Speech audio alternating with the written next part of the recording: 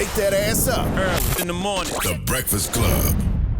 Morning, everybody. It's DJ Envy, Angela Yee, Charlamagne the Guy. We are the Breakfast Club. We got a special guest in the building. Yes, indeed. The brother J.B. Smoove. Hey, living up to his name this morning. That's a clean ensemble you got on there, he sir. Always clean, though, brother. He always clean. It ain't too late for y'all, man. Just... He do look a lot better than us. I'm not gonna lie. He always look clean. Too late though, man. Do you have like a special closet for New York? You know what I do, man? You know what? See, in New York, my wife and I share a closet. Mm-hmm. We don't got a condo. But in L.A., you know, we have a his and her. It has a door in the middle. Because I let her get dressed first. When we go to events, I let her get dressed first. Then I just keep looking in, see where she's going at. And then I accent, you know, I tie it in somehow. Word. You know. But here it's okay. It's a modest You clean. closet. He got on boots, like cowboy boots with the boot cut jeans, the nice pea coat. FYI, Come on, man. The hat, ooh. Leon Black would I'm a never. winter baby. Hey, I thought I was too early. I wore a turtleneck the other day, and I said, man, am I too early for this? Am I doing too much right now? Am I pushing winter? It is fall. Am I pushing it? Listen, Am I pushing it? fall fashion is the It's best. going to be 80 though. degrees today, 79 degrees, though, a little bit. But tonight it'll be like 60. But you good. I'm good. Okay. I'm cool. And then that's the type of you could just take the coat off. You got the white tee, And the chain, I'm good. you clean. Yeah, you prepared. clean. There you go. Yeah, man. Well, I was telling y'all I was really excited because Curb Your Enthusiasm is coming back on October 24th. I cannot wait. Man, let me tell you, we had, you know what, shooting in this climate has been nuts overall, but you know they kept it real, organized and safe. Man, the protocols were kicked in, and we had a good time, man. You know, we had to wear those shields, those clear shields over your face, you know, but this is gonna be. Is any of that on fun. the season? Because y'all address what's happening, like a lot of times in society in general. So is that on the new season? I can't tell you everything, but I can tell you that, you know, it's kind of based on this promo we got. You know, it's like the world has changed, but Larry hasn't, and I think that's a great way. Amazing. You know, because you know what, I tell you what I do. You know, although I'm on the show, I don't watch the show when I'm shooting it, because I want to watch it. Like most of the cast members, they all have probably seen all the episodes already.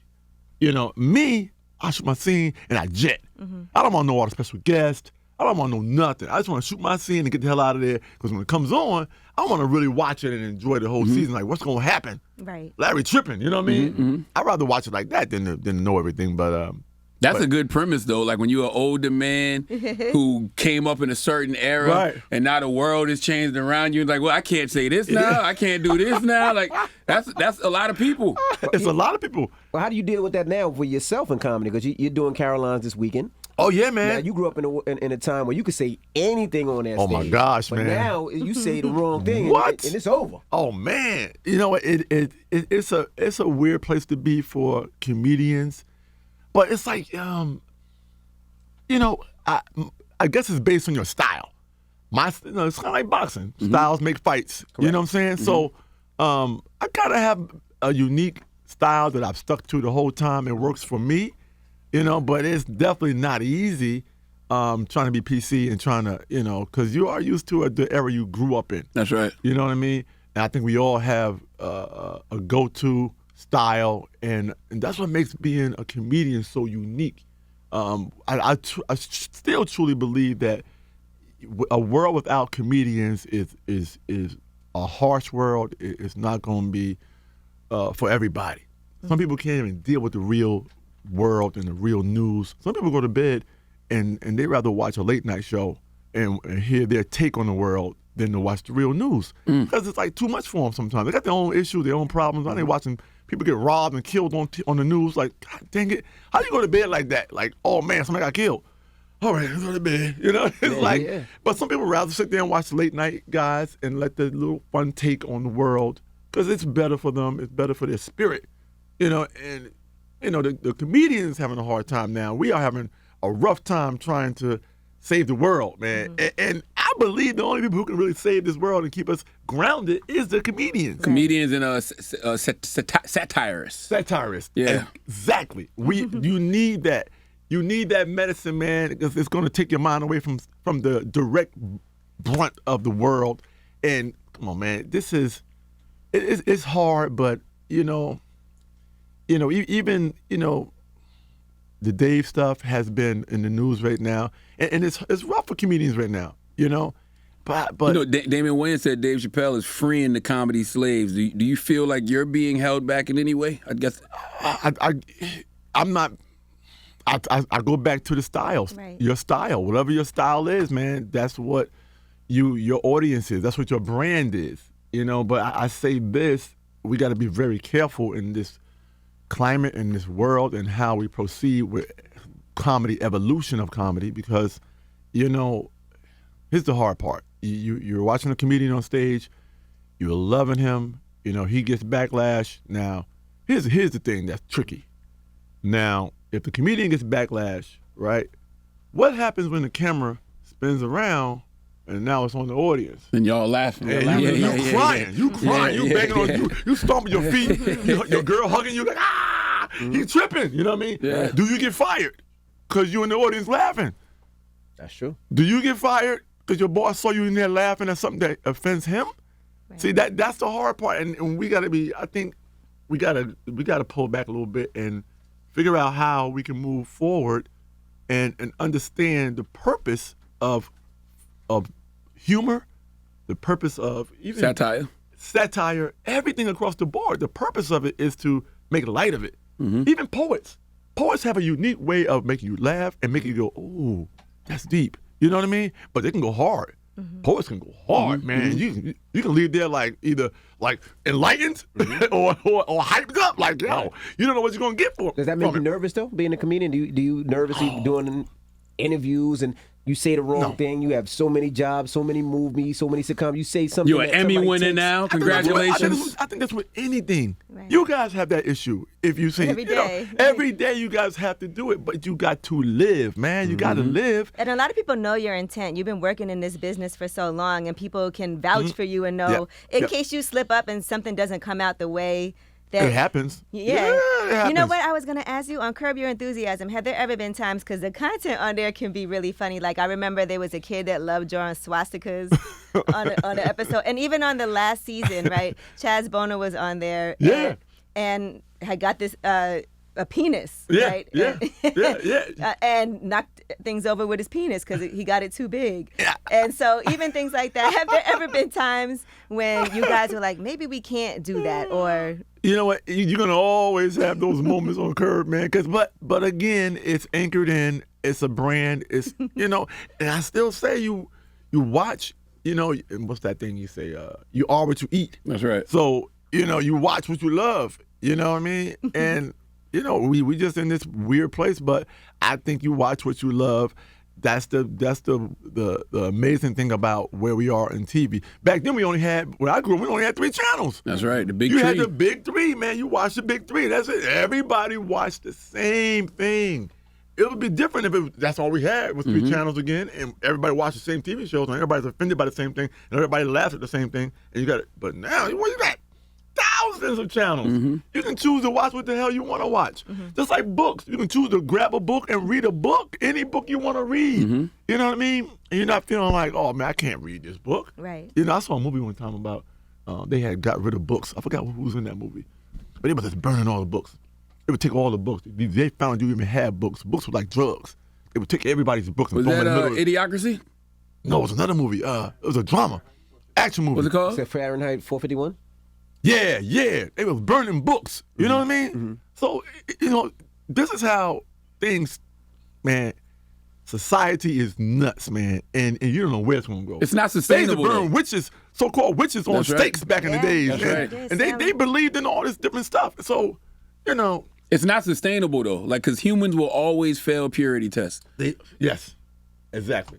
So it's one of these things, man, where you just hope that the evolution of the world, man, goes in a direction that is progressive, that we trust each other on some level, that nothing we say or nothing we do will meaning any harm to you, And I know there are people who do mean harm to you, but there has to be a balance there where you understand the purpose of what we are doing and what the purpose of entertainment is. Right. It's called entertainment for a reason. It's not, there's entertainment, but of course reality shows are reality. But those are produced. Yeah, I would say they're so not you can't take anything.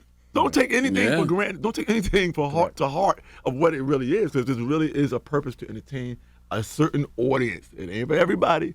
You can turn channels. You don't have to watch anything. You were doing some daily meditations. Do you meditate in real life? You know what I do? What I do is I think I'm a different kind of animal. I'm like, I got a great memory and I purposely have a bad memory. You know what I mean? So hiccups, stumbles, I'm resilient. I'm more resilient than anything. And I try to instill that in young people to go for your dreams, because life is short. So, What do you mean, negative things that happened in the past you kind of push out of your life so you don't think about them again? No, I reprocess them, which is different.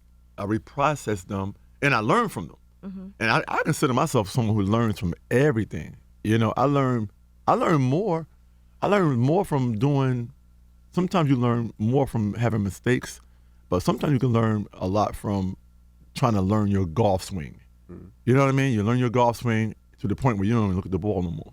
You just be like, put the ball down, you be like, bam. You know what I mean? Because you know exactly where it's going to go. You already turned your back while the ball's moving. You put your club back into the bag, and you already started walking. The ball didn't hit the ground yet. Because you already know what you're doing. You learn that already. But when you mess up, halfway through the swing, you're like, ah!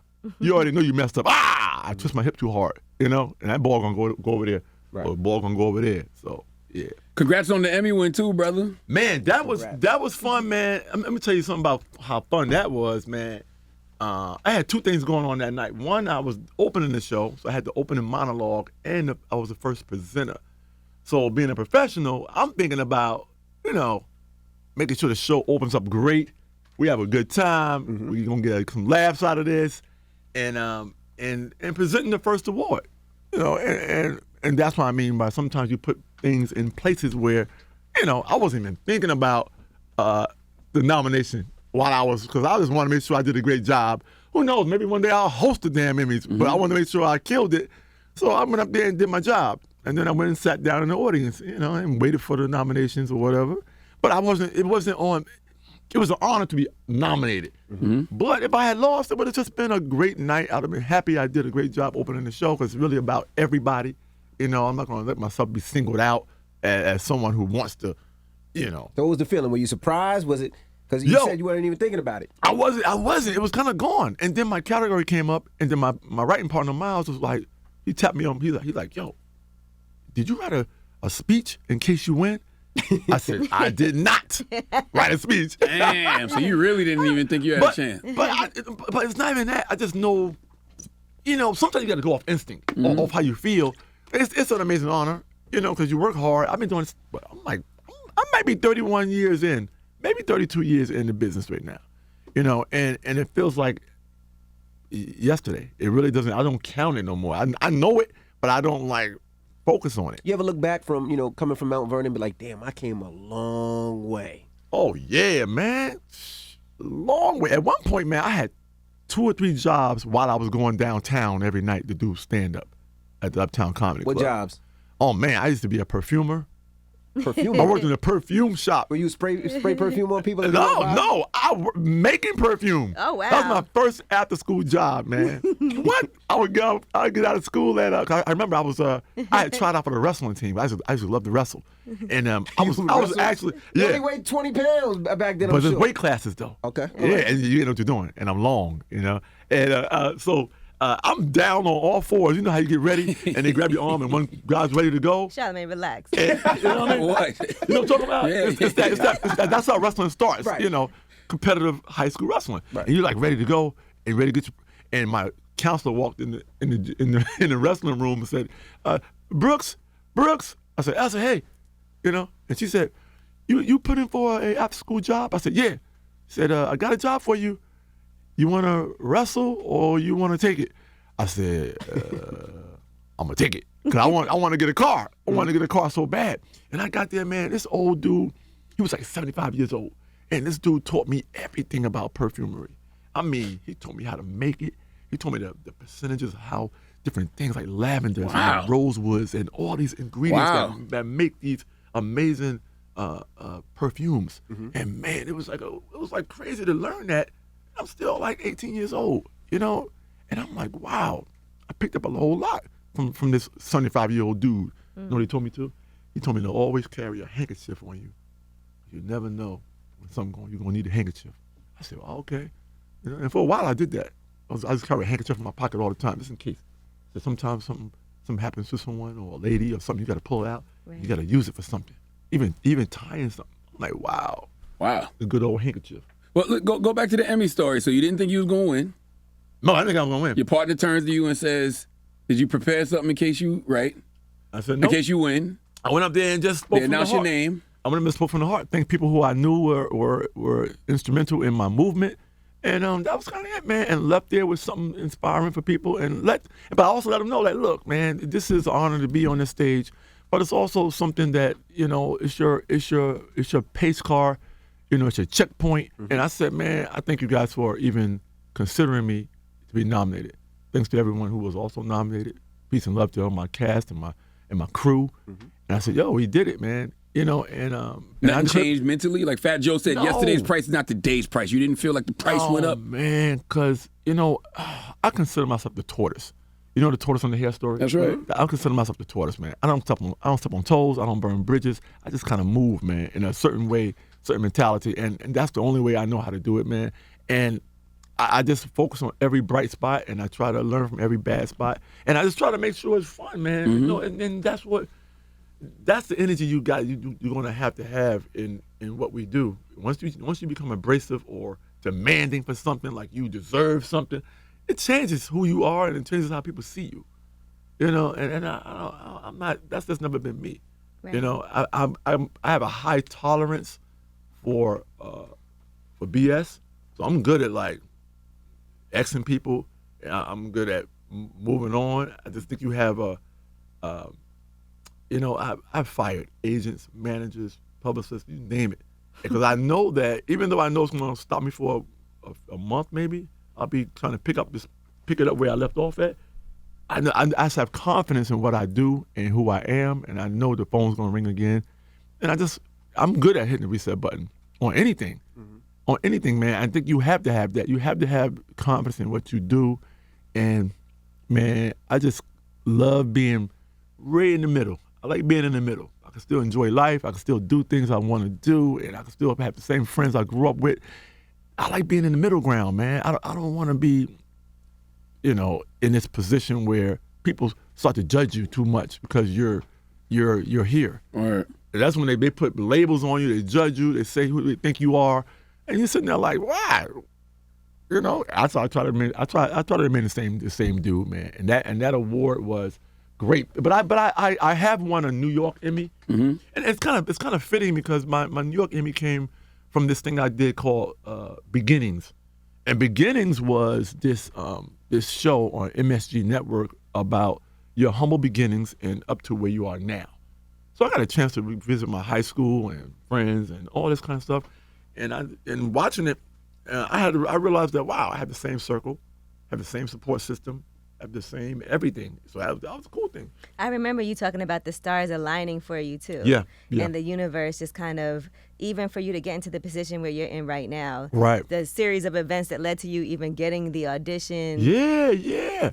But I think that's what, you know, and that's what leads to everything else, man. You lend your voice to things, you know, and I think, you know, that's kind of what has been this thing. And we talk about that golf swing. I think that's been the fun thing about the commercials I've done.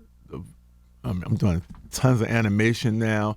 I think my voice is recognizable enough where, you know, I'm just doing voiceovers on commercials and voiceovers in these animated shows, Harley Quinn and all this stuff, you know, and that's when, you know, you become balanced, you know, between the films, the TV stuff, and I think that's all a part of it, yeah. You know, you're one of the few people in the history of TV who I feel like has an iconic character, but the character isn't bigger than you.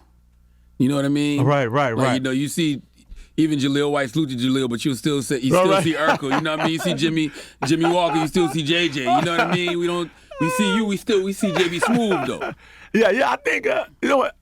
To some people, yeah, I think they still, you know, they'll call me Leon sometimes. They're like, yo, Leon, getting that ass, Larry, you know, or whatever. But you know, that's, you know, it's still fun though. But yeah, you can become your character. That's for sure. You can become that character, recognizable as that character is. But I think you know, comparing it to, you know, an iconic character like that, I think it's just, you know, goes back to that. It's more options for you to see on TV now, so you can spread out, you know. And there's so many iconic characters, you know. And from when we grew up, it's just different world now, man. It's a different world as far as your visibility. So yeah, man. You also have a daughter, right? Yes. How old is she now? My daughter's 27, man, and she works for me. Oh, wow. What up, Jerica? That's Yep, dope. She That's works really for me. dope. How was Yeah, that? man. How was that having your daughter working for you? Is that good or bad? Because sometimes you can't really boss around your kids like that. No. Dad, shut up. But I think it is though. You realize how dumb your ass is. Yo, you realize how dumb your ass is and how old your ass is when a young person is telling you how to do your social media and how to press this button. I could be on my iPhone and she'll be like, "No, Daddy." I'm like, "Oh, okay, here you go." You know. But I think, you know, it's cool to have her close, and she's smart, man. She's, you know, she knows what she's doing, and it helps, you know, having someone around you who cares like that about you. You can trust. Yeah, it keeps you going. And you're a vegan? Yeah, I'm a vegan. Yeah. How long have you been vegan? Oh man, I was part-time vegan, full-time carnivore for a long time. Man, I mean, whatever when I was home, my wife would make certain food. I would eat that. When I go on the road, man, it was just like whatever, you know. I was going for mine, but since about 3 years now. So how has that changed things for you? You know what? I think me being part-time, full-time helped me with my transition into being a vegan. But there's difference between vegan and vegetarian. You know, I was a vegetarian first. Like my wife hasn't had, my wife Shah hasn't had meat in 27 years. Wow. Zero what about meat. seafood? Wow. Nothing? No, nothing. Zero. Seafood is more like pescatarian. So we, you know, and being a vegan, man, I'm telling you something, man. I don't know if you guys notice it, but I'm tell you something. I see you, man. We see I am you. at an even steady 180, 185 consistently right here. You know, it depends what kind of food I eat, but I'm right here. I don't go above that. And I think it's a healthier lifestyle. I think people should consider it because the options now are crazy, man. We even have our own garden at the house. You know, we have those hydroponic gardens, which is the towers Right. where they grow, you know, and yeah, man, you know, we grow our own damn food. And I think, you know, the water intake and being a vegan helps you out, man. I really think, you know, I look at photos of myself from when I was damn starting out, like 20. I feel like I look the same. I don't think I changed any much. You know, I think it kind of slows your aging process. Your energy is different. Right, you know, you're not carrying it. You know, like certain meats stay in your body for 3 or 4 days, sometimes It makes you longer. angry too. People be angry when they eat a lot of meat. I feel What? like. Yeah, it's a different feeling, man. You know. Your tour is it's called No Questions, Just Answers. What are the answers? You know, it's one of those things where it's a style and a way of presenting your material. If you take silly things, it's kind of like, I don't know if you guys have heard my our podcast. May I elaborate? May I elaborate? But it's kind of like that. You're giving people things that they should know, and I think it's a fun way because it's ever expanding. You know what I mean? It can expand based on what's going on in the world. It can expand based on what's going on in my life, in your life, and it's a cool way because, you know, my style of comedy is it's a lot of improv in my show.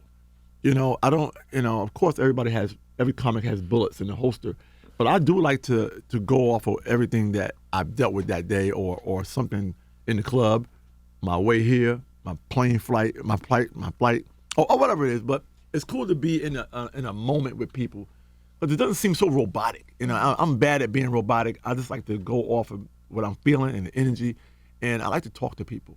Sometimes you talk directly to people. I'm talking to everybody in the audience, but sometimes I'll look at one person, but I'm talking to everybody's ass. You know what I'm saying? And I think no questions, just answers. I think it fits where we are right now too. I think everybody's in this lost place right now because they don't know what to expect for their kids no more. You can't sit there and say this is the blueprint for doing it no more because no, the world has changed. That's why I say what you call it. You can't say anything is X in stone anymore because it's not. That's why when you say no questions, just answers, I want to know what the answers are because I feel like we're not asking enough questions. Yeah, but sometimes it's better to get the answers. Questions confuse you sometimes. Sometimes questions, you get too many damn questions. Yeah. You got to give people doses. You know, it's kind of like taking medicine. I'm giving your ass medicine. I'm going to give you a dose, or sometimes I tell you 3 times a day, you need to take this medicine, or daily, I'm a daily vitamin for your ass. That's what I am. How did you stay in stand-up shape during the pandemic? Man, I'm telling you, man, that being a vegan. No, stand-up shape. I didn't. I was off for a whole year and a half. I didn't do a damn thing. It's his diet. A year and a half, man. I was off, man. I'm telling you. So how did you work out? Did you work out in front of your kids, your wife? Your wife? That's why you started the podcast? No, the podcast helps so much because it's really about hearing yourself.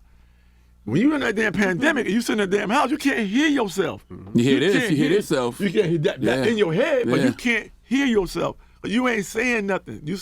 You worrying about stuff more so than anything. You ain't performing. You ain't, and I think, being off, but also being off allowed me to see better. You know what I mean? See better about what's going on and almost see what people are looking for. But that podcast, man, that May I Elaborate podcast, I'm going to tell you something, that helps out so much because it really is off the cuff. It's crazy. It's fun. It's a daily. It's only 15 minutes long, 20 minutes long, and then sometimes all people need is a little dose of something in the morning to get them going. Right. A good word. On the drive-in. Yeah. You got a little time. A good silly ass word. Sometimes you need a good silly word. I tell my comedian friends, I feel like podcasts and social media get them in trouble because when they on stage, they got these well-crafted, thought-out bits, right? Yeah, you're right. Podcasts, you just riffing. You're riffing. And you get in trouble when you're just riffing sometimes. Your personality comes out. Everything about you comes out because you're free of mind. Free of mind. Yeah. Mine is a balance of we take these positive affirmations and we just take them that exist already and we just make fun of them a little bit, or we make light of them a little bit, and then we go at the very end, we take what we really feel this means and how this can help your damn day. So, and that's the same thing I think I've always done on stage. Although my stage show is more physical, and but I think it's all about painting pictures. You're painting on stage, and people are watching you paint, and that's all I can relate it to is painting. Painting an image. Now you're performing in New York City, New York, Caroline. So New York got a lot of different rules and regulations. I'm sure you heard what's going on with Kyrie. Oh, you gotta be yeah, vaccinated to be in the man. building. What are your thoughts on that? Oh, man. Again, man, people drive their own vehicle, man. I think you have to drive your own vehicle. And, some people riding around with no damn insurance. Some people riding around with insurance. I think you gotta drive. But some people could drive around with insurance for years. We all know somebody who ain't got no damn insurance, no registration, but they've been driving forever. I know people ain't got no license. How does do they? Yeah, they got no license. They ain't got nothing. They been driving their ass off forever. And you sitting there getting pulled over like, why they ain't pull his ass over yet? How you keep getting lucky enough and you drive crazy and you still don't get pulled over? And you got no damn license. So I think that's kind of how I relate it. You drive until you get caught, or you do as far as you can until you can't do it anymore, and you have to find some way. I don't think anybody's gonna jeopardize their financial security, up to a certain point. Kyrie is. I get it, man. That's my dude. We did Uncle Drew together and some commercials together. I think people are going to go the way they want to go, man. And I don't think they have to judge what's too much for them. Yeah, I think it's his choice. Yeah, it's his choice. I'm not mad at him for his choice. He has to do what he feels, man. And I don't know, and being human sometimes allows you options on what you specifically want for yourself. Ooh, you landed specifically just now, bro. They act like brothers with lists like us can't land them kind of words, bro. For real. You gotta work on yours, bro. I still say Pacifically, like the ocean. I heard a few, bro.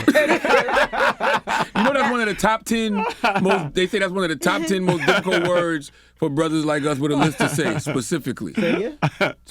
Shut up. But they say that. Don't lisp shame. Yeah, you gotta work on it, man. I'm telling you. But yeah. You know, but that's why I'm able to do these commercials and do voiceover work so well. Is you gotta. You had to work on. Did you ever? We just country boys, man. I'm a country boy too. I get it. Yeah. We just country boys, man. But did you ever have to work on it? They sent me to a speech class one time, and she had me putting my tongue behind my teeth. Say when I say S words. Nah, it's just enunciation, man, and just hear yourself. Hear yourself. I don't like how cocky you acting about this. I feel like I really don't. No, but we just evolve, man. I always talk about how we evolve, man. Say statistician. What? What is that? I don't think that's a word. What word? If you say it right, I might say it. Now what's up with you? If you say it correctly, I might be able to repeat it.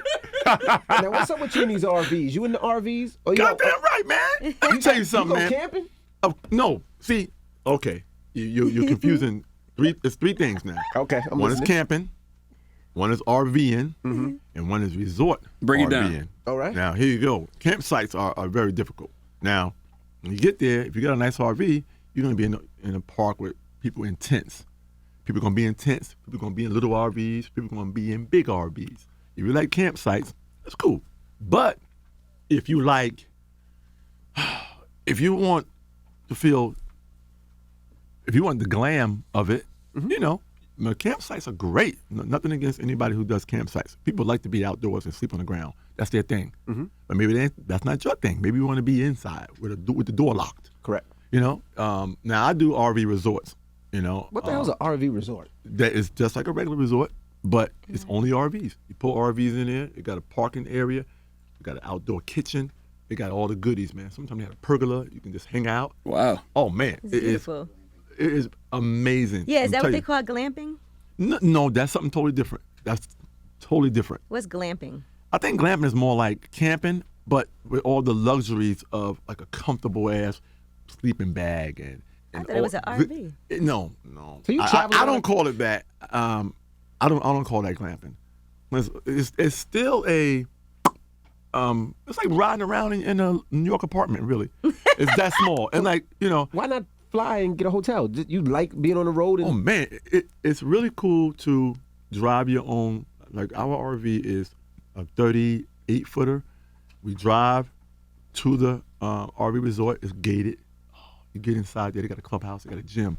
They got 3 or 4 pools, putting greens, every tennis, everything you want. You can rent a golf cart and ride around the whole property. It's huge. Sometimes it's like 20, 30 acres. Huge place. You can have fun, enjoy, meet other RVers, just enjoy yourself. how many man. black sold. RVers are there? Do you see too many black people? Yeah, I see some. But you know what? I would consider myself the number 1 black damn RVer, I'll tell you that much. It sounds like a movie. That shit sound like fun though. Yeah. No, it is. I'm telling you, if you got one, you got one, and you got one, and we all said we're going to roll out and go upstate, and you got your family and yours, your family's and yours, I got my family and mine, and we riding, man, I'm going to tell you something.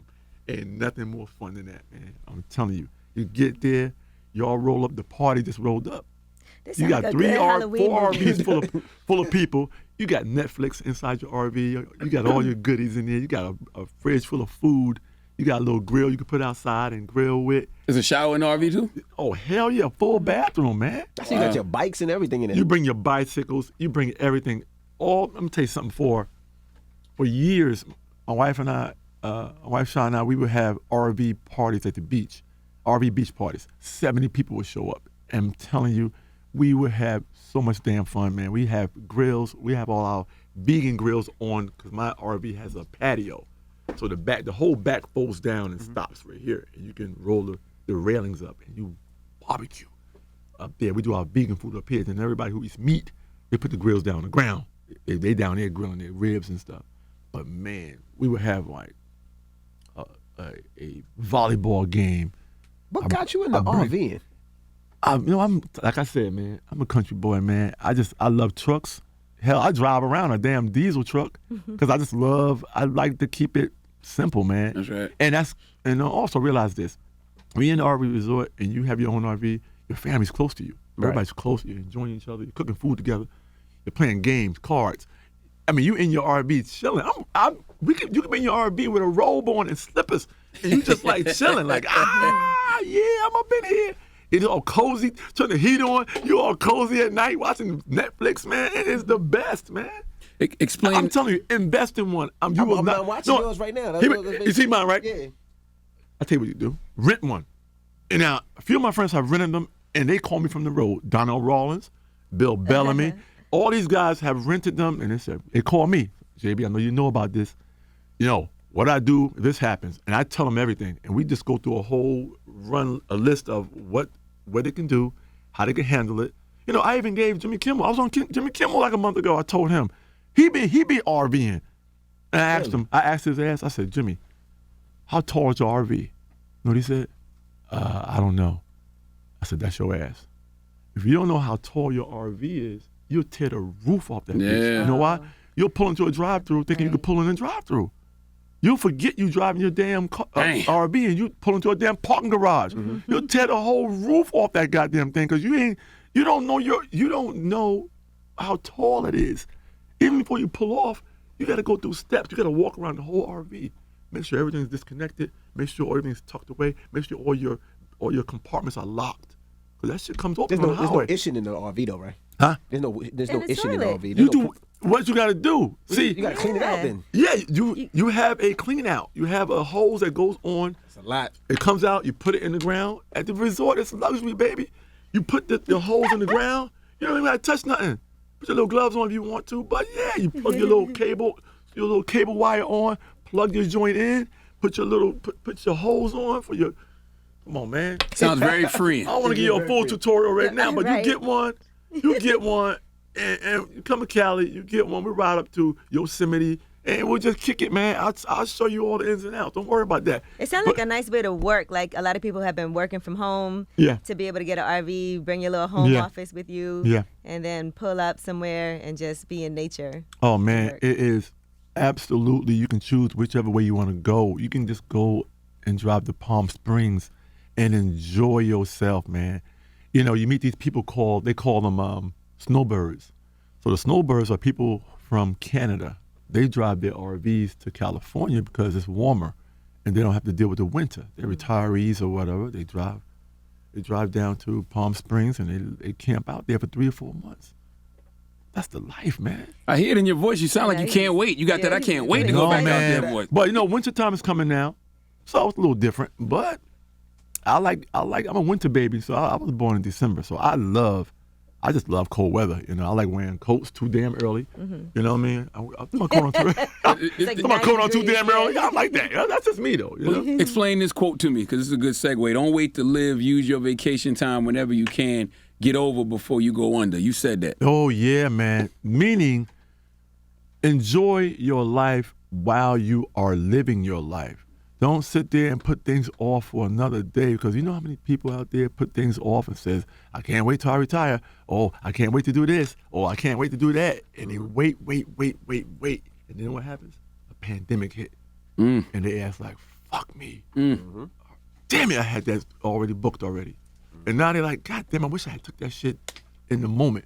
If you can fly, just fly, right? And you're not thinking about when you're supposed to do something. You're planning so far ahead. Anything can happen. You and your lady could break up. You know what I mean? Anything. You can get sick. You know, you can lose your job. Anything can happen, man. So if you do things in increments, like myself, right? I go RVing. Sometimes it's spur of the moment. Baby, let's go for a ride. You know? And you're living in the moment. And you're enjoying your life. And that way, you telling the story. You have stories to tell, to come back and tell. But if you keep there waiting, now you're waiting for the thing to happen, and you're waiting to tell the story of what happened. You know what I mean? Why not just be more spontaneous and enjoy your movement while you're in it? You know, we get older, life is short as shit. I promise you. It's shorter than you think it is.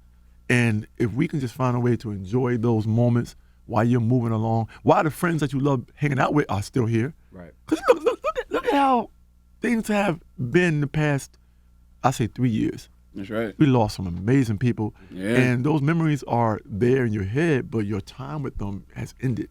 So you got to think the same way. At some point, we all going to be there. But if you can find a way to enjoy those moments while you're going, and you can tell, the more stories you can tell in your movement, in your life right now, is the most fun you're going to ever have as far as your memories. That's right. You know, so that's why, you know, those quotes we use on May I Elaborate make sense. You know? Is No Questions Just Answered tour leading up to a special? You know what? I do want it to lead to a special, but I will say, man, after doing it so many years, man, this might be my last tour. Really? Yeah, you know, I don't want to be doing this at 60. You know, I know I'm 55, but I don't want to be doing this at 60. I don't have the patience or the energy. I want to create some different memories, and I think, you know, it's going to be one of those things where producing, directing, I think that's in my future, and I think I have a lot to give visually, and from doing it so long, I think I know exactly what works as far as film, TV, and I think I learned a lot, and that's why, you know, even like when I got on SNL, I did it for to make my resume look better, to get in certain doors, to get in certain meetings, to be around certain people. You know how many great, amazing hosts I met just working on SNL as a writer? You know, even though I was a performer and a stand-up, and I would love to have been a cast member, but I knew that even getting in the building, I had the opportunity to make moves. Next thing you know, I'm doing warm-up for 2 years. Next thing you know, I'm in monologues. I'm in a sketch here and there. I'm a damn writer behind. I took the job as a writer, but of course they knew I could do other things. But I think that's what you got to do, you know. And I think that I'm gonna have fun doing this tour, but I just can't envision myself doing it forever, because it's just, you know, 30-something years in, I just think that, you know, there's a lot more you can do with your brand, and it's not easy doing stand-up. Did you see Kim K on Saturday SNL? I missed it. I have not watched it. I did see the monologue, which was great. I love the monologue. You know, they did a great job. The writers did a great job because they covered, you know, they basically covered her life and her journey. You know, and I think that was a great job doing that. Good, yeah. And she didn't look uncomfortable. See, and that's the thing about, you know, all this stuff is to look fluid and look fun and look like you are enjoying yourself. Absolutely. Yeah, man. But you're right. Stand-up is hard. Being on the road. It's a lot. And in this climate, it's a lot in this climate, because you gotta realize you gotta put your mask on, put your mask off, put your mask on, put your mask off. COVID test. The shoes off, COVID test every minute. It's a lot to do. And you know, and you gotta choose whether you wanna, you know, be that close to people. Right. You know, you gotta choose whether you wanna do like those meet and greet. You gotta meet and greet sometimes. And you're sitting there like, do I wanna do a meet and greet? Do I wanna sell t-shirts? Do I wanna do this? Do I wanna sign stuff? You gotta sit there like, oh man, do I wanna do that? And you gotta think about that every stop you go. But let's look at the bright side. At least we're alive to make those choices. We are alive, and that's the thing that, you know, you have to be thankful for. That's right. But you're still in a position where you're trying to give people joy, and you know, and sometimes with joy comes, you know, interaction, you know, and the one thing that's weird about it is you can't see the smiles through the mask. You know, while you're on stage, you're like, you're starting a bit, and you're wondering if it's going the right way, because you can't see like someone smirk a little bit, like they on the premise of the joke. So you don't get that. Right. I went to some drive-in comment, and I that was really hard because everybody's in their cars, so you really are just standing up on the stage on your own. They blinking lights, right, they bumping the horn. It's like, oh man, yeah, that's the hard part. And also when you wear the mask, the laughter is muffled. Right. That's right. Yeah, it's like, oh damn, you know. and you used to feeling it on your skin a certain way, and you're not feeling that on your skin no more. Like, oh man, you feel the reverberation of their laughter and their, you feel the energy. Yeah. We appreciate you for joining us today, brother. Y'all dope as always. Caroline's this weekend. Caroline's Curb this Your weekend. Enthusiasm, the 24th is back. We back, man. 2 shows on Friday, 2 shows Saturday, and 1 on Sunday. So get your tickets, and we appreciate you, brother. Yeah, Always, man. Good to see you, man. It's really good to see you in the flesh. So we got things that's coming in a row, man. Curb, Real Husband in Hollywood's coming back. Oh, that's right. Spider-Man's coming out. So it's good, man. It's good that these. You gonna be in Spider-Man? Yeah, I was in the last Spider-Man. Which? I was in the last one. You talking about the Into the Multiverse?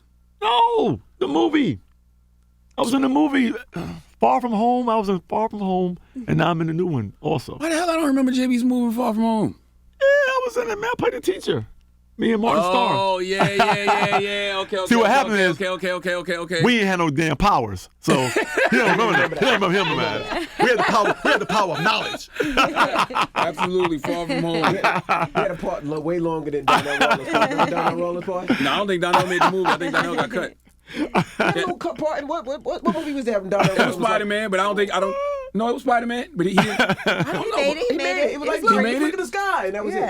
Oh, got you. Okay. Well, the JB Smoove is the Hey, Breakfast Club. man, Good I morning. love y'all, fools.